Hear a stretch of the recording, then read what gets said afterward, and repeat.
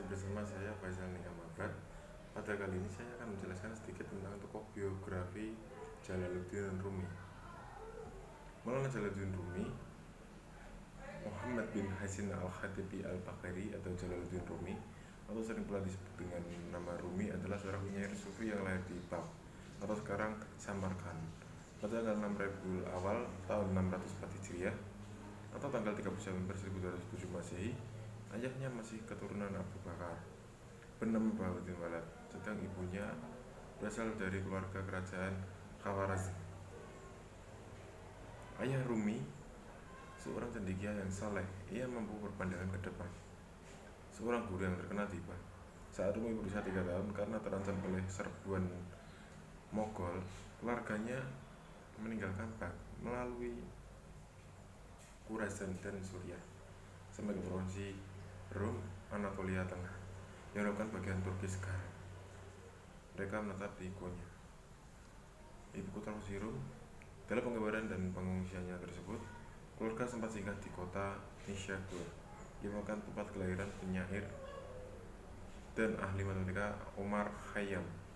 Di kota ini, Rumi bertemu dengan Attar, yang meramalkan si bocah pengungsi ini akan masyhur, yang akan menyalakan api gairah ketuhanan. Tahun 1244 Masehi, Rumi bertemu dengan syekh spiritual lain, Syamsuddin dari Tabaris, yang mengubahnya menjadi sempurna dalam ilmu tasawuf. Setelah Syamsuddin wafat, Rumi kemudian bertemu dengan Hasanuddin Galabi dan mengilhaminya untuk menuliskan pengalaman spiritualnya dalam karyanya monumental Masnawi Manawi. Ia ditekan karyanya tersebut kepada Hasanuddin sampai akhir hayatnya pada tahun 1273 Masehi. Berikut kita menginjak ke karya Jalaluddin Rumi. Kumpulan puisi Rumi yang terkenal bernama Al-Masnawi Al-Manakawi konon adalah sebuah revolusi terhadap ilmu kalam yang kehilangan semangat dan kekuatannya. Isinya juga mengkritik langkah dan arahan filsafat yang cenderung melalui batas, mengebiri perasaan dan mengkultuskan rasio. Diakui bahwa puisi Rumi memiliki ciri khas tersendiri dibandingkan para sufi penyair lainnya. Melalui puisi-puisinya, Rumi menyampaikan bahwa pemahaman atas dunia hanya mungkin didapat lewat cinta, bukan semata-mata lewat kerja fisik. Dalam puisinya, Rumi juga menyampaikan bahwa Tuhan sebagai satu-satunya tujuan, tidak ada yang menyamai. Ciri khas lain yang membedakan puisi Rumi dengan karya sufi penyair lain adalah seringnya ia memulai puisinya dengan menggunakan kisah-kisah. Tapi hal ini bukan bermaksud ia ingin menulis puisi naratif. Kisah-kisah ini digunakan sebagai alat pernyataan pikiran dan ide. Ia dijumpai berbagai kisah dalam satu puisi Rumi yang tampaknya berlainan, namun nyatanya memiliki kesejajaran makna simbolik. Beberapa tokoh sejarah yang ia tampilkan bukan dalam maksud kesejarahan, namun ia menampilkan sebagai imaji-imaji simbolik tokoh-tokoh, semisal Yusuf, Musa, Yakub, Isa, dan lain-lain. Ia tampilkan sebagai lambang dari keindahan jiwa yang mencapai makrifat. Dan memang tokoh-tokoh tersebut terkenal sebagai pribadi yang diliputi cinta ilahi.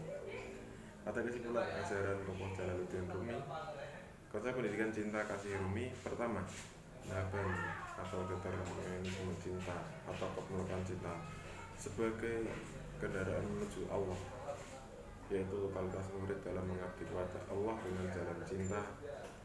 Kedua, Isyak, yaitu mahabbah dalam peringkat yang lebih tinggi yang membakar kerinduan murid untuk segera berjumpa dengannya, sehingga ia bersedia menempuh perjalanan jauh demi bersatu dengan kasihnya, yaitu Allah Subhanahu wa Ta'ala. Ketiga, kondisi fana atau peleburan diri dalam dari Allah, yaitu keindahan hati murid yang telah konang dari segala penyakit hati karena membersihkan dirinya dari segala kotoran berhanya pada Allah semata. Dengan demikian, setelah murid melalui ketiga tahapan tersebut, barulah dia merasakan buah dari mahabbah, yaitu sial atau kerinduan, al-uns atau keintiman, ridho atau rela. Langkah untuk mewujudkan sifat cinta kasih pada murid adalah dengan cara bertakali, dengan membersihkan hati dari sifat keburukan dan keterikatan pada dunia melalui taubat, atau juga disebut dengan menarikan diri atau menarik diri dari segala sesuatu yang mengalihkan perhatiannya dari Allah, lalu bertakali sebagai proses pengisian diri yang telah dikosongkan tersebut. Kemudian pada puncaknya murid mencapai tajalli, yaitu tahapan kebahagiaan sejati, karena telah dibukakan tabir antara hamba dan Tuhan atau penyingkapan diri, yaitu Allah menyingkapkan dirinya sebagai kepada makhluknya. Pendidikan cinta kasih ialah jalan alternatif yang efektif karena sifatnya yang menekankan pada pembinaan spiritual yang bermuara pada kedekatan manusia dengan manusia, manusia dengan dirinya sendiri, manusia dengan alam, dan manusia dengan Tuhan. Dengan jalan cinta kasih dapat menumbuhkan perasaan yang damai, tentram, bahagia, welas asih, dan rendah hati kepada sesama yang akan melahirkan sikap inklusif, cinta, kasih sayang, menghargai perbedaan, menyebarkan perdamaian, moderat, dan toleransi. Demikian penjelasan tentang tokoh Jalaluddin Rumi. Semoga apa yang saya sampaikan semoga bermanfaat. Bila ada salah ataupun penyampaian, saya minta maaf sebesar-besarnya. Wassalamualaikum warahmatullahi wabarakatuh.